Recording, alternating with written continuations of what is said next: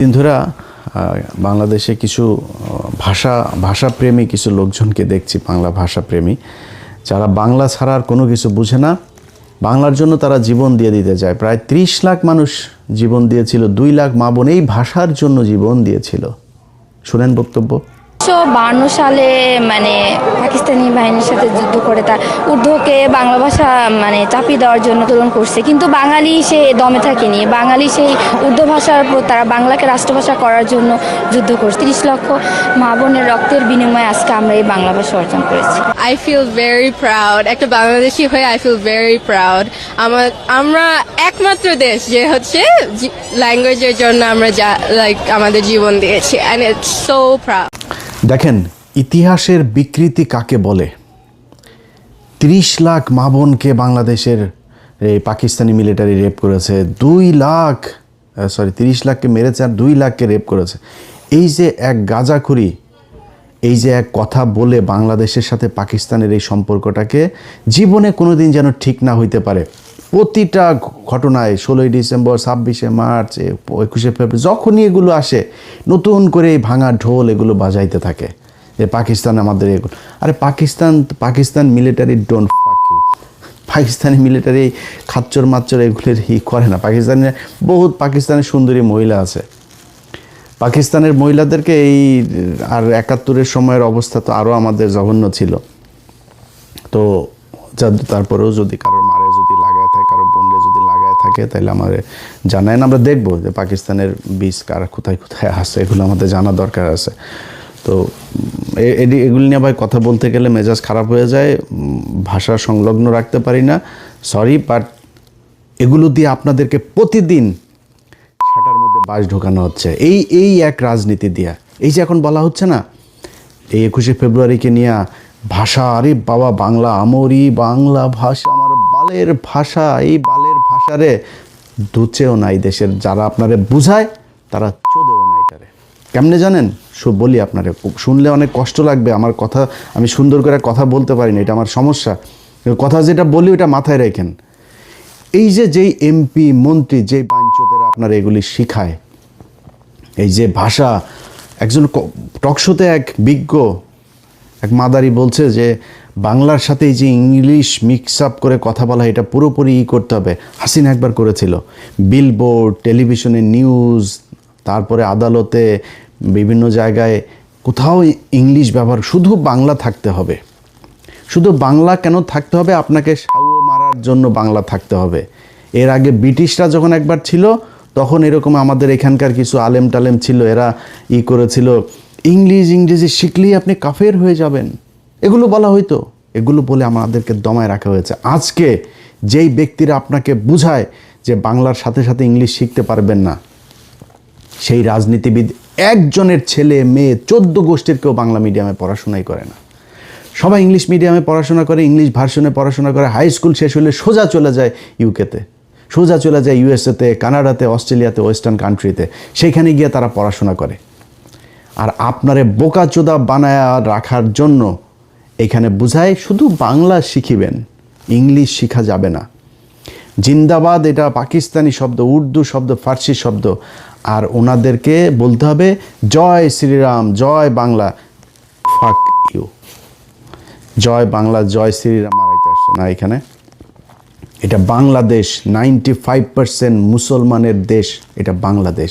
এই দেশে জিয়াউর রহমান এই বাঙালি থেকে বাংলাদেশি বানিয়ে দিয়ে গিয়েছিল। এই দেশে জিয়াউর রহমান এই জয় শ্রীরাম আর জয় বাংলার থেকে জিন্দাবাদ বানিয়ে দিয়ে গিয়েছিল। বাংলাদেশ জিন্দাবাদ। আমরা পাকিস্তান জিন্দাবাদ থেকে বেরিয়ে এসেছি, কিন্তু আমরা পাকিস্তানের সাথে, আমরা পাকিস্তানও মুসলমান, আমরাও মুসলমান। তাদের জিন্দাবাদ, আমাদেরও জিন্দাবাদ। দেশ আলাদা হইতে পারে না, আমার ধর্ম আলাদা হয়ে যায়নি। পাকিস্তানের মুসলমানরা আমাদেরকে কতটুকু মহব্বত করে, কতটুকু ভালোবাসে, ইউটিউবে যায়েন। বাংলাদেশের অনেক ব্লগার দেখলাম পাকিস্তানে গিয়েছে গেল 1 বছরে, তাদের ভিডিওগুলো দেখেন। পাকিস্তানের একটা মানুষ যখন শুনে আপনি বাংলাদেশ থেকে গিয়েছেন, জড়ায় ধরে, খাবারের বিল নেয় না, গাড়ির বিল নেয় না। ওইখানে যে পাঠাও, উবারের মতো আপনার রাইড শেয়ার মোটরসাইকেল আছে, মোটরসাইকেলে শুনছে যে সে বাংলাদেশ থেকে গিয়েছেন, ভাড়া নেয় নাই। দেখেন ইউটিউবে, আর সেই পাকিস্তানের মানুষের সাথে আমাদের দ্বন্দ্ব বাঁধিয়ে রাখা হয়েছে।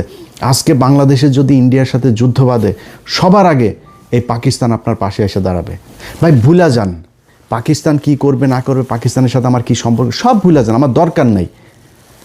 কিন্তু আপনি পাকিস্তানের সাথে এই সম্পর্কের এই যে কৃত্রিমভাবে তৈরি করে এটার মাধ্যমে যখন আপনি ভারতের সাথে সম্পর্ক ভালো করার জন্য চেষ্টা চালাবেন, তখন আপনার এই দেশকে সারা জীবন আপনার মৃত্যু পর্যন্ত এটাই গোলামি রাজ্য হিসাবে আপনি করে। আজকে আজাদি শুনলেও তাদের কষ্ট লাগে। আর ওটা আজাদি মানে এটা কি? আমি আজাদি চাবো না, আজাদি শব্দটা শুনে তাদের কষ্ট হইতেছে। ইনকিলাব জিন্দাবাদ, এই জিন্দাবাদ বাংলাদেশে যতদিন থাকবে ততদিন বাংলাদেশ থাকবে, এবং যতদিন এই জিন্দাবাদ বিএনপির সাথে থাকবে ততদিন বিএনপি বাংলাদেশে থাকবে, তারপরে বিএনপি থাকবে না। কেন থাকবে না জানেন? আপনি যেদিন বাংলাদেশি থেকে বাঙালি হবেন, পশ্চিমবঙ্গ, ওয়েস্ট বেঙ্গল আর ইস্ট বেঙ্গল হয়ে যাবে, এবং ওই বাঙালি আর আমার মধ্যে কোনো পার্থক্য থাকবে না। যেই কালচার ঢুকানোর জন্যই আপনাকে এই যে পয়লা বৈশাখ করানো হয়, এই পয়লা বৈশাখে পেঁচা পুচা যা আছে সব তাদের দেবদেবীর আপনার প্রতীক, এগুলোকে আপনাকে দিয়া পূজা করানো হয়।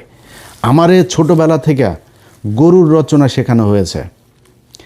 আমি কোরআন শরীফ শেখার আগে আমার দেশের মানুষকে গরুর রচনা শিখতে হয়েছে। পৃথিবীর এই বাংলাদেশের মানুষ, অন্তত সব দেশে থাকেন, একজন মানুষ আমার এই ভিডিও যত হাজার লক্ষ মানুষ দেখবেন, একজন মানুষ বলবেন আপনি পৃথিবীর কোনো দেশে যায় তারপরে দেখেছেন যে গরুর রচনা পড়ানো হয় ছোট বাচ্চাদের। আমারে কোনো কিছু না বললেও আগে গরুর রচনাটা পড়তেই হবে। পাটের রচনা ছিল, অনেক রচনা ছিল, আপনারা আগে গরুর রচনায় শিখতে হবে, এবং এইটা মোস্ট আপনার মানে একটা থাকতো, পসিবিলিটি থাকতো, এটা আপনার এক্সামে আসবেই। মেট্রিক পর্যন্ত এই গরুর রচনার এই বিশাল গুরুত্বপূর্ণ এক রচনা। আরে ভাই, গরুর যদি আপনি পশুর পার্টস যদি শিখতে চান, আমি সায়েন্সের স্টুডেন্ট, আমাদেরকে ব্যাং দিয়া নানান কিছু দেখানো হইতো, বায়োলজির বিশেষ করে।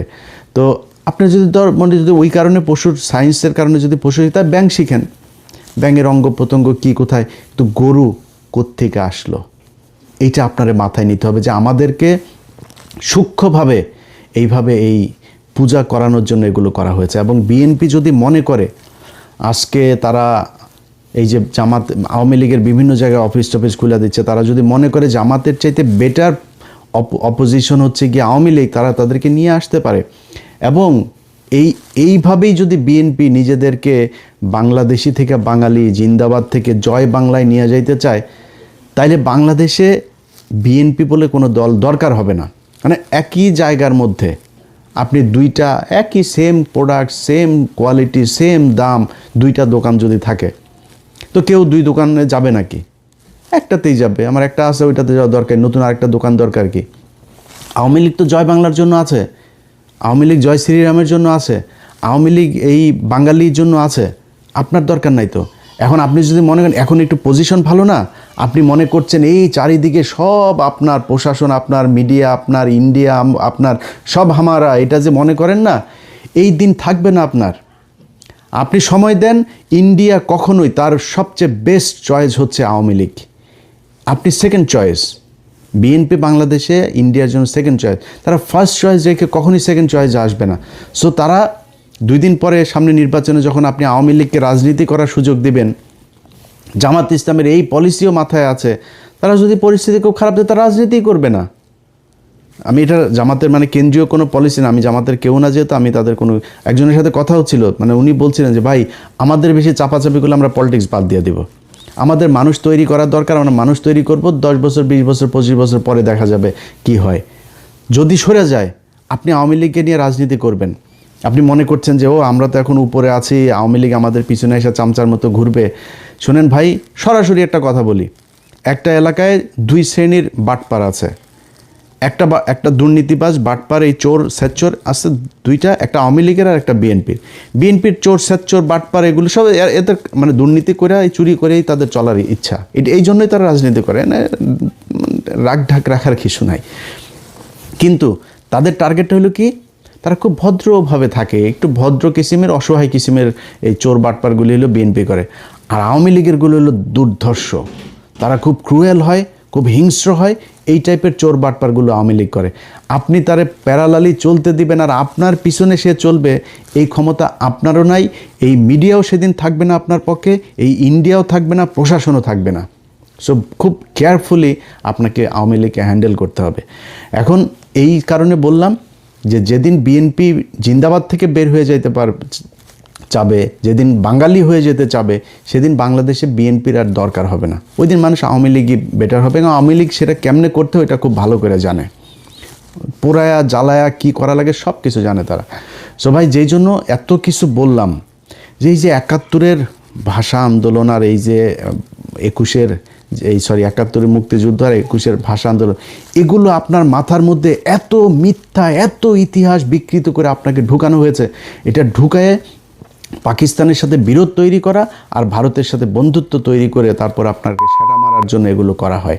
অতএব এই যে এখন নতুন সরকার এসে, হাফিজ ভাই একজন মুক্তিযোদ্ধা, হাফিজ ভাইয়ের কাছে অনুরোধ থাকবে, আমরা জানতে চাই যে কতজন মানুষ আসলে পাকিস্তান আমলে এই সেই যুদ্ধের সময় রেপ হয়েছিল, কতজন মারা গিয়েছিল, কতজন মুক্তিযোদ্ধা ছিল, কতজন রাজাকার ছিল, রাজাকার কারা ছিল, 14ই ডিসেম্বর কারা এই মানুষগুলোকে মেরেছে, বাংলাদেশ স্বাধীন হওয়ার পরে 30শে জানুয়ারি 1972 জহির রায়হানকে কারা গুম করেছিল, এগুলো আমরা জানতে চাই। এটা জানলে বুঝে যাবেন যে এই বাংলাদেশের সাথে পাকিস্তানের সাথে পূর্ব পাকিস্তান আর পশ্চিম পাকিস্তান দুইটার সাথে এই গ্যাঞ্জাম বাঁধানোর জন্য ভারত কি চাল চেলেছিল খুব ভালো করে। আর এই যে আপনার মানুষজন ইতিহাস এগুলো বলে না যায় না শুই না, ভাই আপনার কাছে অনুরোধ, একটু শুই নেন, নিজেরে প্রশ্ন করেন যে যদি অনেকে বলে যে 30,000 মানুষ বা 3 লাখ মানুষ মারা গিয়েছিল, ভাই 3 লাখ মানুষ যদি মারা যায় থাকে, তারপরে আপনার গ্রামে অন্তত 5 জন মানুষ মারা যাওয়ার কথা। আপনি আমার দেন তো 3 লাখ মানুষ কোথায় পাকিস্তানিরা মেরেছে, কোন বাংলাদেশিকে পাকিস্তানিরা, কোন মুসলমানকে পাকিস্তানি মিলিটারি মেরেছে, একটাও দেখাইতে পারবেন না। খুব রেয়ার কেস, যেই কেসগুলো সেগুলো সব মিলিয়ে যদি আমার মনে হয় খুব বেশি, যেটা শেখ মুজিব যেই কমিশন গঠন করেছিল 7,000-8,000 মানুষ পেয়েছিল। একটা যুদ্ধ, দেশ স্বাধীন হয়ে যাওয়ার যুদ্ধের মধ্যে এটা খুবই স্বাভাবিক একটা ব্যাপার। আমরা চাই না একজনও মারা যাক, একজনও রেপ হোক, আমরা চাই না, কিন্তু আমরা হিসাবটা জানতে চাই। আমরা চাই একজন মুক্তিযোদ্ধা 20,000 বেতন পায়, 20,000 না, তার ভাতা তার 20 লাখ দেয়া হোক, যদি আসলেই সে মুক্তিযোদ্ধা হয়ে থাকে। আসল মুক্তিযোদ্ধার সংখ্যাটাই আমরা জানি না। এটার নাম মুক্তিযোদ্ধার প্রেম, এটার নাম মুক্তিযুদ্ধ ভালোবাসা কেউ করতে চায় না। কারণ কি, এইটা দিয়ে ইন্ডিয়া চায় আমাদেরকে এই যে 30 লাখ আর 2 লাখের এই গান শোনাইতে। আমরা এই গান আর শুনতে চাই না। ভাই, পাকিস্তানের সাথে বাংলাদেশ জীবনে এক হবে না, এক হওয়ার দরকারও নাই। বাট পাকিস্তান আমার মুসলমান ভাই, পাকিস্তানের সাথে আমার সম্পর্ক ভালো রাখা উচিত। পাকিস্তান আমার যে কোনো সমস্যায় সবার আগে, যে ক্রিকেটে দেখেছেন না এগিয়ে এসেছে না, প্রতিটা জায়গায় আপনাকে গ্যারান্টি দিলাম পাকিস্তান সবার আগে এই বাংলাদেশের মুসলমানদের জন্য এগিয়ে আসবে। অতএব পাকিস্তানের সাথে আমার নিজের স্বার্থেই সম্পর্ক ভালো রাখতে হবে। পাকিস্তানের ভাই আমাদের দরকার না, আমার এমন কোনো ভাল নাই যে পাকিস্তান আমার কাছ থেকে নেবে। পাকিস্তানের নিউক্লিয়ার আছে, পাকিস্তানের অস্ত্র আছে, পাকিস্তান নিজে ফ্যান বানায়, মোটরসাইকেল বানায়, ইলেকট্রিক পণ্য বানায়, তার আন্তর্জাতিক মানের হসপিটাল সব আছে তার, সে আমার এখানে কেন আসবে? এই গ্যাঞ্জাম থেকে ভাই বের হয়ে আসতে হবে। আসলে যদি এই পাম শুনতে না চান, পাম শুনে যে চেতনা দেখান কোনো সমস্যা, চেতনা দেখায় না খায় মরবি, না চিকিৎসা পায় মরবি। যারা তোদের চেতনা